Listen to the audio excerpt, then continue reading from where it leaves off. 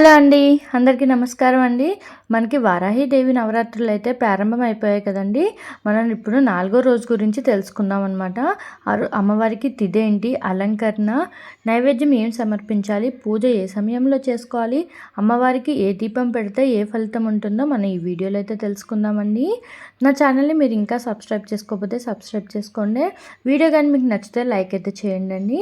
వారాహిదేవి నవరాత్రుల్లో 4గో రోజు అండి. మనకి తిథి ఎప్పటి నుంచి ఎప్పటి వరకు ఉంది, సాయంత్రం పూట పూజ చేసుకున్న వాళ్ళు ఏ రోజు చేసుకోవాలో మనం ఈ వీడియోలో అయితే పూర్తిగా తెలుసుకుందామండి. రోజు అనమాట ఆషాఢ శుద్ధ చవితి తిథి అండి. ఆ రోజు అమ్మవారు 2025 జూన్ 28 శనివారం రోజున మధ్యాహ్నం 12:24 ప్రారంభమయ్యి జూన్ 29 ఆదివారం ఉదయం 11:50 వరకు అయితే ఉంటుందండి. చవితి తిథి అనమాట.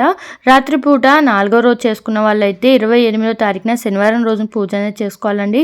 ఉదయం పూట పూజ చేసుకున్న వాళ్ళు జూన్ 29 ఆదివారం రోజు అయితే చేసుకుంటారు.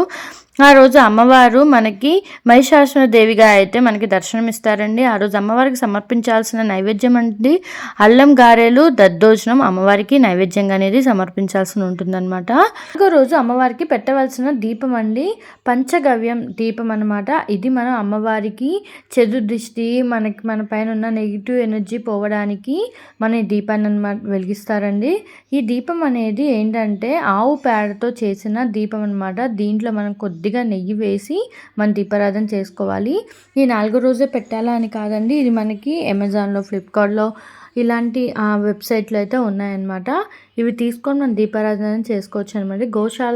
గోశాల దగ్గరలో ఉన్న వాళ్ళకి అక్కడ కూడా ఇవి దొరుకుతాయి అనమాట.